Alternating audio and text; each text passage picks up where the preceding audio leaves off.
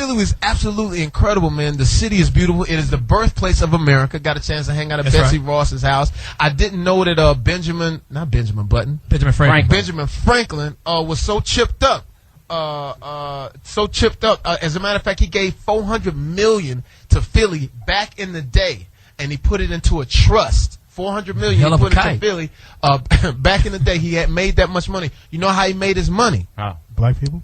No, he sold fire insurance. And was burning niggas' houses down. This nigga was a pyromaniac. And this is what it was. He sold fire insurance, and the only thing was, the only thing they would do is put your fire out.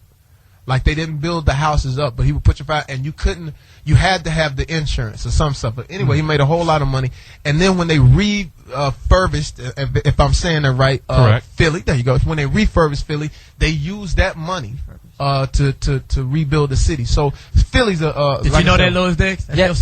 Hey, listen, we had to go to just know the Eagles, nigga. I just know Donovan McNabb got a tattoo. Wow. In the center of his back. There's a lot of great history in Philly. And we all of our field trips had to be the museum or different places. And like I said, it's a tough time in Philly. So I'm saying to all my Philadelphians, hang in there. Shout out to my folks that was at Denham. Shout out to Charlie Mack, who's the first out the limo. Charlie Mack, we had a fabulous time. He'll understand when I say shout out to Secretariat. We had a great time. The horse? Yeah, it was. He'll understand. The horse? He'll understand it. But Philly was off the chain. Shout out to the people at Denham. Shout out to people at G Lounge. Shout out to people at Police Department. Police Department. Park. Shout out to everybody. Shout out to Mayor Nutter. And Mayor Nutter was in a very tough situation. Mayor Nutter last year, we did a thing for Elroy Smith. And Mayor Nutter evidently got booed from the African American population. He's black? He is black. Okay. But this year, I appeared with him and asked him to sort of give him a pass. They gave him a pass, and they're trying to solidify that relationship between Mayor Nutter and the African American community, and they're coming along with it. It's tough. Mayor Nutter said, if you ever want to be loved, don't become a politician. He said, because it's a tough go. And but he's very smart. Mayor Nutter broke down what Barack Obama is doing, because still to this day, I don't know about you, but I'm sort of ignorant to what AIG was. I'm ignorant to why we are in this situation. He broke it down to me. He said AIG started out as an insurance company. That's all they did. A lot of things in America they insure. They insure everything. Everything that you're probably insured by pensions and everything, they insure it. Then somebody had a bright idea to do hedge funds on top of it. Right. And then that's where everything sort of went haywire. He also said we cannot let GM go under. The reason you can't let GM go under because 200 companies will go under. The people that make the boats, the people that make the seats, the people that make all it, and they underwrite all of our insurance and our pensions. So that is why we need the stimulus package and the bailout. No one has explained it to me quite like that. Damn. And the right wingers won't. And Glenn Black like back $25 billion not to go under. Well, here's the thing. They still file even for the bankruptcy? people on the right wing, they don't have any answers. And that's what worries me. It's like they always say, like, Barack is this and Barack is that and Barack is this. But behind closed doors, they're shaking in their boots because they know that they cannot let GM go under. If GM goes under, we're all devastated. It'll be a depression. If they want to complain and point fingers, but then they were asked to come up with a plan. They provided 9-page. They don't have a plan, which is cool. Because most right wing conservative people still believe that there's no such thing as dinosaurs. So they're ignorant anyway. Right. So when you look at people, they're stupid anyway. So when you look at it like this, like my Republican friends, and we got into a huge argument. I said, well, what would you do? She said, just let them go under. I said, if you let everything go under, then what happens? She said, well, you can't destroy capitalism. I said, well, capitalism is one thing, but greed is another. Of course you want capitalism, but if I'm lying to you, like say with the Jewish cat, what's his name? Madoff. If Madoff is saying you made $1 million, but in actuality you didn't make anything, and he's lying to you, that's not capitalism. Right. That's greed. Right. So we have to protect ourselves from that. But the problem with that is that the people in General Motors who helped them go under, or in any of these corporations, they're giving these guys bonuses. Well, this is what happened. So you're not getting rid of the source of your problem. Well, this is what happened. Barack Obama fired that guy. That's right. He said, I'll give you the money, but you got to get the... And if you hear Mayor Nutter explain this, he said, and I'll explain it in my words the way Mayor Nutter said this. He said, Barack is a bad motherfucker. Mayor Nutter didn't say that. He's done so much in But the first 100 days. he's a bad motherfucker. He said, you can have the money, but you got to get the fuck out of here. Kick Because rocks. this is what GM was actually doing. Right. GM was making shit cars on purpose.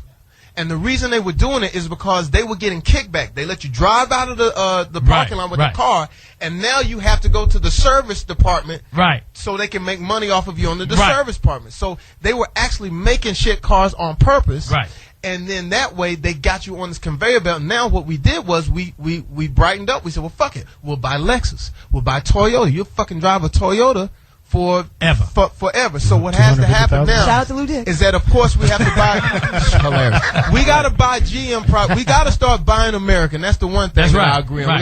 But at the same time, as Americans, we have to start doing better when it comes to product. It's Jamie Foxx. We back. Foxxhole Radio. What's cracking? Other than cracking your ass. I got to say this. Thank you for buying the CD.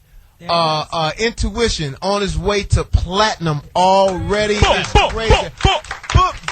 That calls for a party, Fox. Yo, I'm telling you right now. Let's get focused. Let me reboot my. That's what I'm talking about, computer. Fox. I haven't had a bash in a long time. My birthday. But this is what we're gonna do.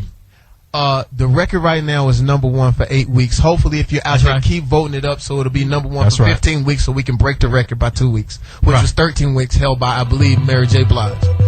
Yeah.